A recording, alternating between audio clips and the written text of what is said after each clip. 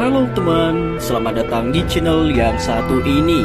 Hehehe, channel ini adalah berisi cerita tentang alur Donghua yang keren. Penasaran? Yuk segera langsung markiden, mari kita dengar. Tapi sebelum itu, jangan lupa like dan subscribe-nya ya. Battle Through to Heaven.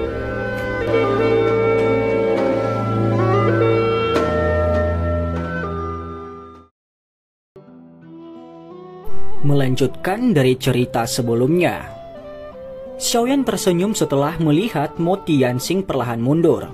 Namun Angry Buddha Lotus Flame di tangannya tidak menunjukkan tanda-tanda hamburan sedikit pun.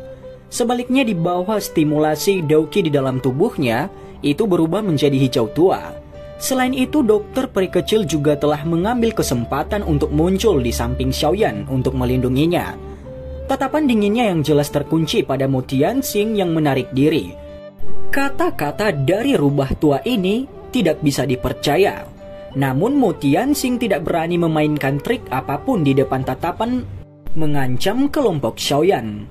Dia dengan patuh mundur agak jauh sebelum menyapu pandangannya ke sekitar langit. Ekspresinya tanpa sadar berubah setelah gagal menemukan jejak Moya dan Kisan.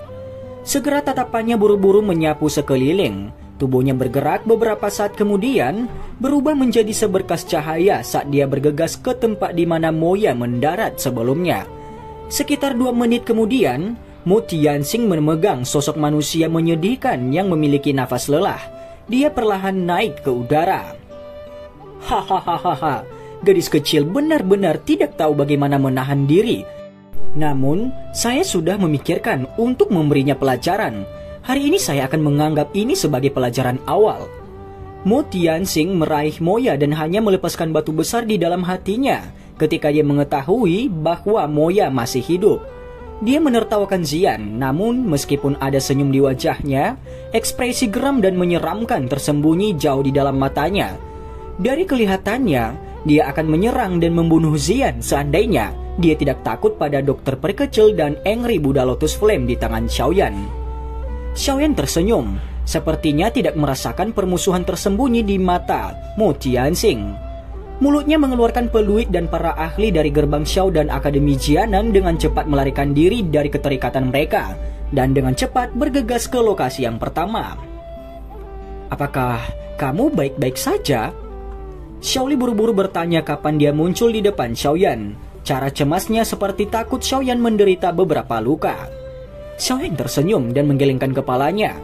Setelah melihat aura semua orang menjadi agak tidak stabil karena mereka mengalami pertempuran besar, dia melambaikan tangannya dan berkata, "Sekte Kaisar Hitam tidak akan lagi ikut campur.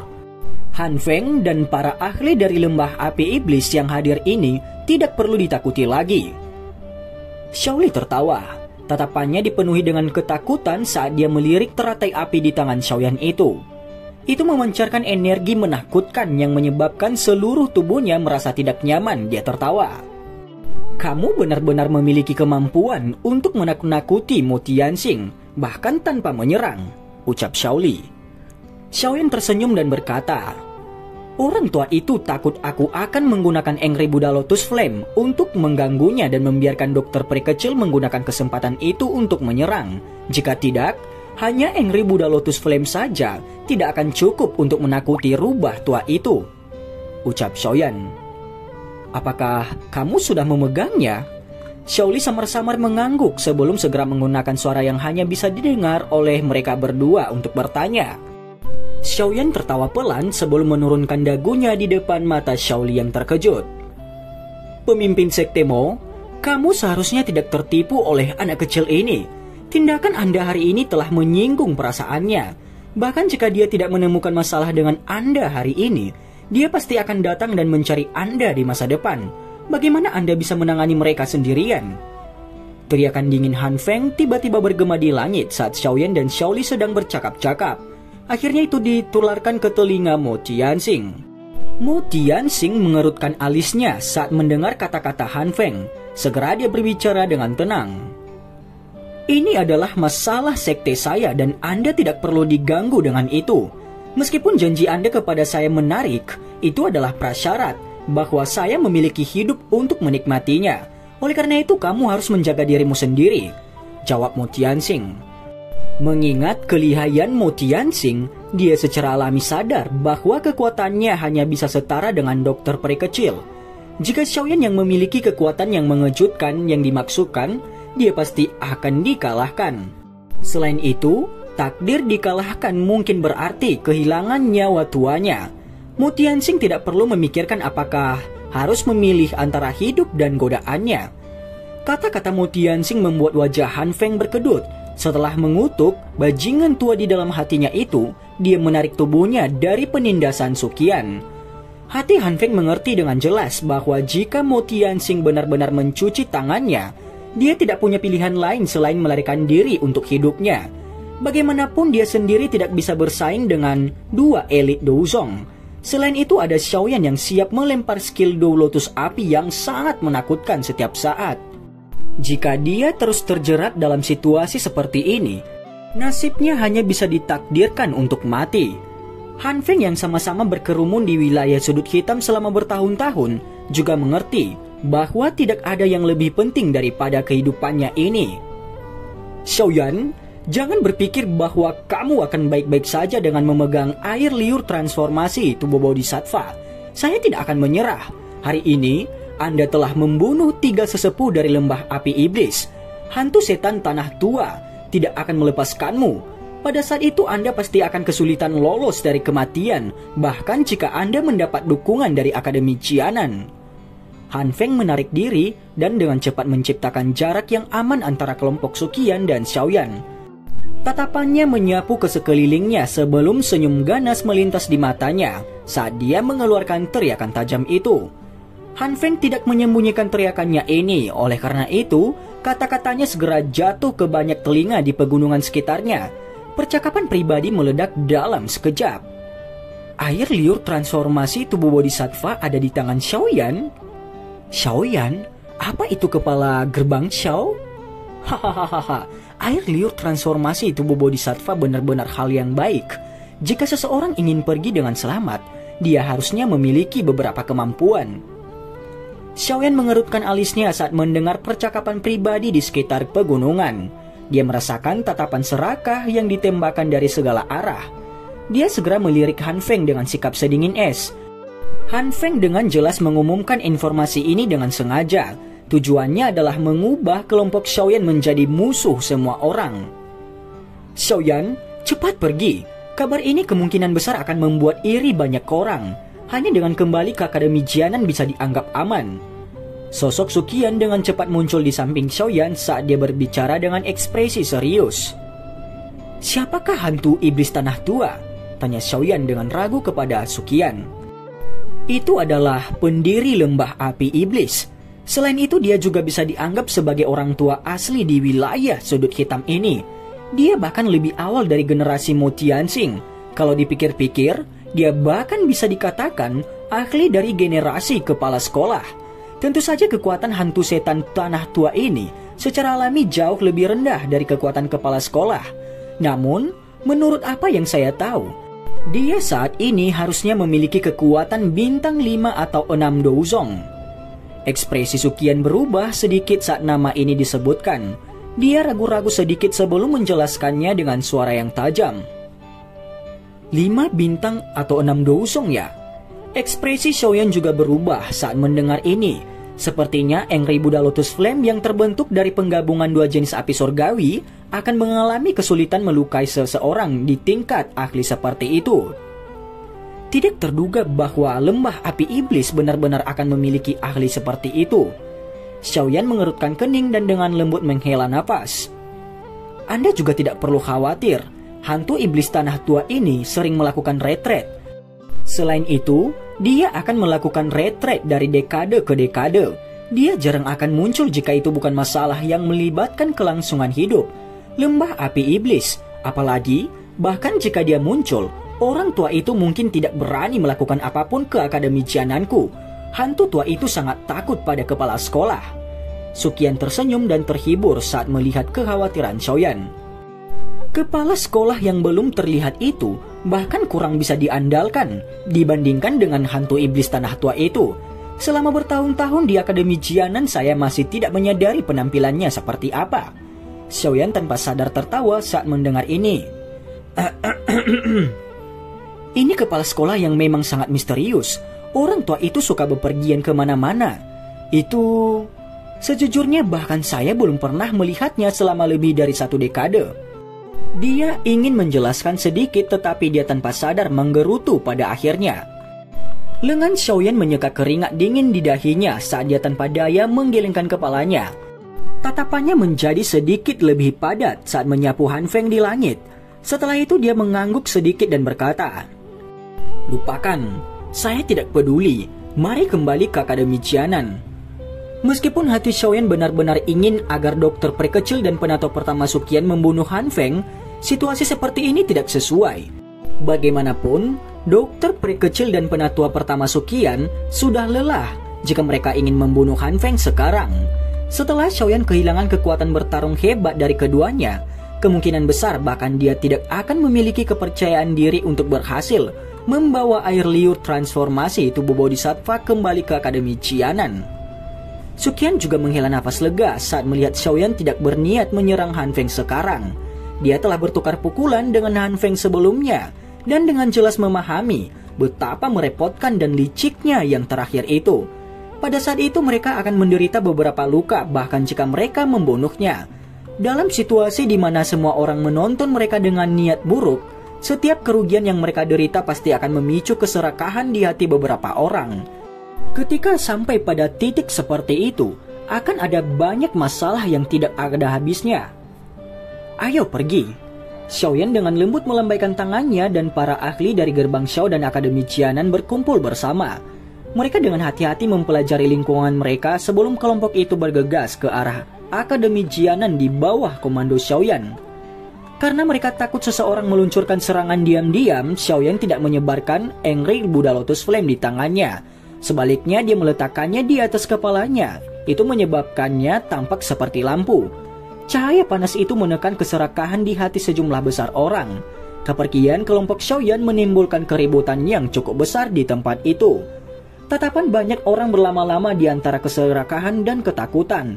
Akhirnya cukup banyak orang yang tidak dapat menahan keserakahan di hati mereka, jadi mereka diam-diam mengikuti dari kejauhan.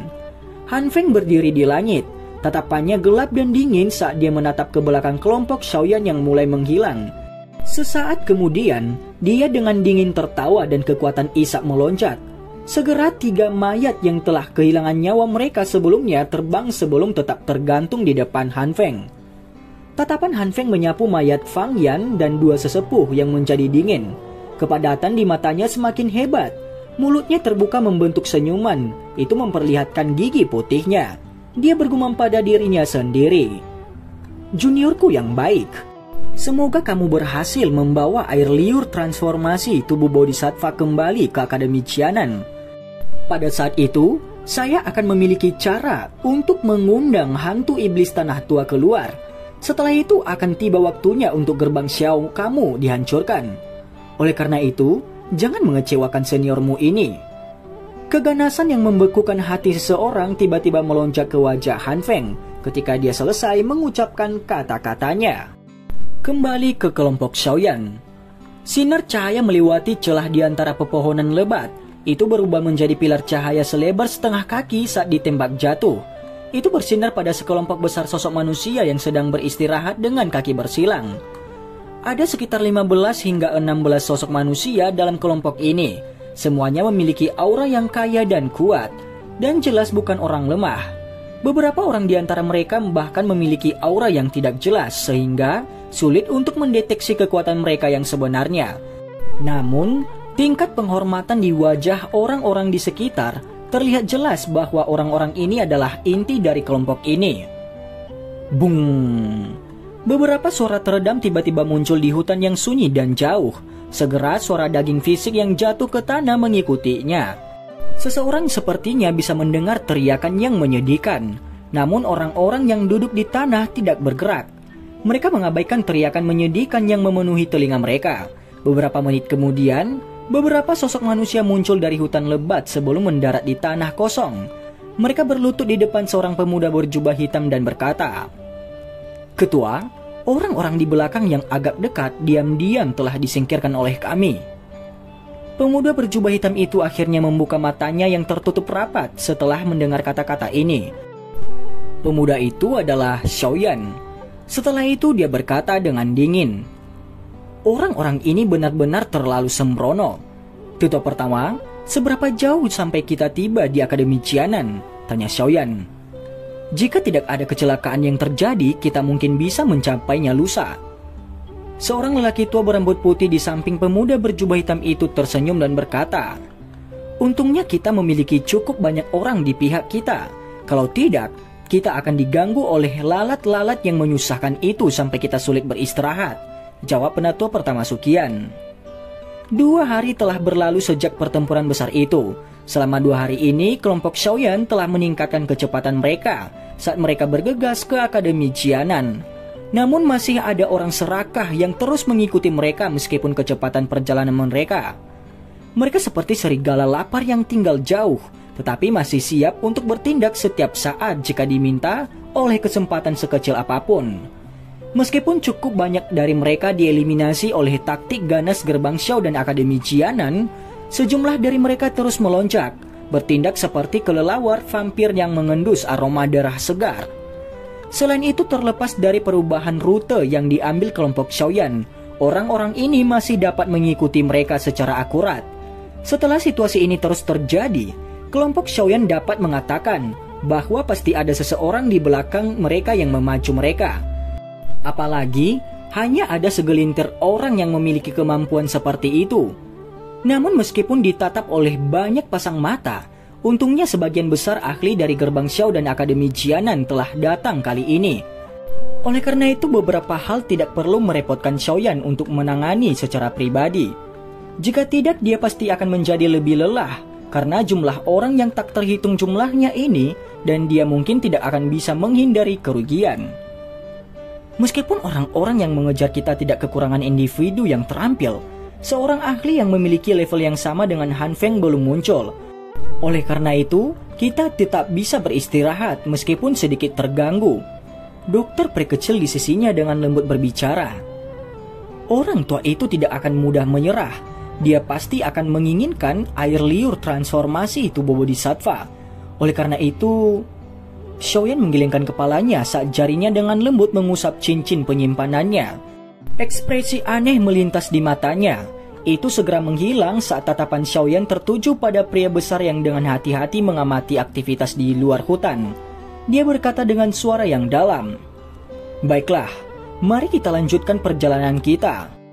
Kakak Yao, kamu harus memimpin beberapa ahli dari Gerbang Xiao untuk menjaga punggung kita. Jika ada yang mendekat, serang saja, tapi mundurlah jika kamu bertemu musuh yang tidak bisa kamu kalahkan." "Ya, Ketua." Xiaoyan bertukar pandang dengan Sukian dan yang lainnya setelah memberikan instruksi. Mereka dengan sigap bangkit dan melambaikan tangan. Banyak sosok manusia mulai melonjak saat mereka menyapu hutan seperti macan tutul ganas. Setelah itu mereka dengan cepat bergegas keluar dari hutan. Di belakang mereka, Komandan Yao memimpin beberapa ahli dari Gerbang Xiao dan perlahan mengikuti dari belakang.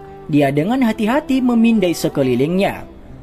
Perjalanan dengan cepat menjadi lebih pendek di tengah pengejaran yang berulang kali itu. Namun, para ahli dari wilayah sudut hitam yang mengejar kelompok Xiaoyan tampaknya menyadari bahwa mereka semakin dekat dengan Akademi Jianan. Segera hati mereka mulai merasa gelisah dan tidak nyaman. Jika kelompok Xiaoyan diizinkan memasuki Akademi Jianan, mereka benar-benar akan kehilangan kesempatan untuk merebut barang itu. Walaupun mereka banyak keserakahan dan melemparkan beberapa serangan diam-diam kepada kelompok Xiaoyan, itu semuanya berakhir dengan kematian yang menyedihkan. Setelah 3 elit Dou Huang menderita kekalahan besar dan mundur, cukup banyak orang yang tamak diam-diam bangun sedikit. Sekarang mereka akhirnya tiba-tiba memahami bahwa ada 2 elit Douzong asli dalam kelompok yang mereka ikuti itu.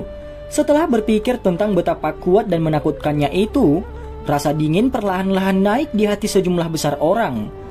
Oleh karena itu mereka mulai mundur secara diam-diam untuk mengikuti kelompok Xiaoyan. Malam hitam pekat menutupi pegunungan yang luas dan tak berujung itu. Raungan binatang yang rendah dan dalam bergema untuk waktu yang lama. Cukup banyak kebakaran telah muncul di hutan ketika sekelompok sosok manusia dengan pakaian agak compang-camping mulai duduk dengan kaki bersilang satu demi satu. Jelas mereka telah mengalami pertempuran yang cukup hebat di sepanjang perjalanan. Meskipun ekspresi mereka agak menyedihkan, cukup banyak orang yang masih menunjukkan cahaya. Begitu mereka bertahan pada malam ini, mereka akan bisa mencapai Akademi Jianan keesokan harinya. Saat itu mereka bisa tenang. Tatapan Xiaoyan menyapu orang-orang yang agak lelah saat dia duduk di samping api itu. Dia sedikit tersenyum dan menjentikan tangannya. Lebih dari 10 butir pil obat terbang keluar dan berhenti di depan tatapan tertegun semua orang di sana. Beberapa hari terakhir ini sangat sulit bagi semua orang. Konsumsi pil obat ini akan menguntungkan kalian semua. Xiaoyan tertawa. Kegembiraan segera melonjak ke mata semua orang. Mereka buru-buru mengambil pil obat dan membungkuk ke Xiaoyan. Mereka semua menyadari status Xiaoyan sebagai seorang alkemis dan secara alami memahami bahwa benda di tangan mereka pasti benda yang tidak biasa. Xiaoyan tersenyum. Dia bertukar pandang dengan Suqian dan dokter peri kecil setelah melihat semua orang mengonsumsi pil obat dengan cepat menyilangkan kaki dan berlatih. Kita akan kembali ke Akademi Jianan besok. Jari Xiaoyan dengan lembut menyentuh cincin penyimpanannya saat dia dengan lembut bergumam. Beberapa hari ini benar-benar membuat orang tegang. Bahkan tulang-tulang tuaku ini agak tidak mampu bertahan. Suqian meregangkan pinggangnya yang malas dan tertawa kepada Xiaoyan. Kita telah merepotkan penato pertama beberapa hari ini. Xiaoyan menangkupkan tangannya ke Suqian, tapi yang terakhir hanya melambaikan lengan bajunya. Matanya menyipit dan sepertinya telah memasuki kondisi tidur palsu. Kamu harus menjaga mereka. Saya akan menemukan tempat yang tenang untuk mengamati teknik penguasa Do skill yang baru-baru ini saya peroleh. Xiaoyan menunggu beberapa saat sebelum tiba-tiba menoleh ke dokter peri kecil untuk memberinya beberapa instruksi. Setelah itu dia kemudian segera bangkit dan berjalan ke dalam hutan. Xiaoyan berjalan melalui hutan gelap untuk beberapa waktu sebelum aliran kecil yang jernih muncul di depannya. Tubuhnya bergerak dan dia muncul di atas batu besar di samping sungai kecil itu. Setelah menyapu pandangannya sekali lagi, dia akhirnya duduk bersila. Dia mengayunkan tangannya dan gulungan teknik penguasa pengaliran 6 itu yang dia peroleh dari pelelangan muncul di tangannya. Xiaoyan dengan lembut menghirup udara dingin saat dia perlahan membuka gulungan. Perhatiannya secara bertahap mulai terfokus. Selain suara air yang menetes, itu benar-benar sunyi di samping aliran kecil ini. Cahaya bulan yang sejuk menyebar dari atas, itu menutupi pemuda berjubah hitam di atas batu besar. Saat perhatian Xiaoyan benar-benar tenggelam ke dalam gulungan, aktivitas dunia luar secara otomatis diisolasi oleh Xiaoyan. Waktu berangsur-angsur mengalir selama malam yang gelap itu. Xiaoyan mempertahankan postur ini selama hampir 1 jam. Baru setelah itu cahaya aneh tiba-tiba muncul di cincin penyimpanan di jarinya. Segera kotak giok ditembakkan tanpa peringatan apapun. Lapisan energi yang agak ilusi mengelilingi kotak giok yang melarikan diri dari cincin penyimpanan. Energi ilusi ini sedikit bergoyang. Dalam waktu singkat, itu berubah menjadi sosok tua. Kepala Xiao, terima kasih telah mengantarku sepanjang jalan. Aku yang dulu akan pergi. Sosok ilusi yang agak tua baru saja muncul ketika menertawakan Xiaoyan di atas batu besar dengan cara yang aneh. Tubuhnya tidak berhenti sejenak pun. Dengan sekejap, ia mencengkeram kotak giok dan melesat ke arah hutan yang gelap. Kecepatan sosok tua itu sangat cepat. Dalam beberapa kilatan, sosok yang gesit dan bergerak itu berada di dekat hutan gelap. Namun anehnya tawa samar terdengar di belakangnya, tepat saat dia hendak menyerbu ke dalam hutan. Yingsan tua, kamu benar-benar gagal untuk bertahan. Sosok tua itu tiba-tiba menegang saat mendengar suara ini. Dan cerita pun bersambung. Terima kasih telah mendengarkan Mimin sampai akhir ya. Dan jangan lupa nantikan cerita selanjutnya.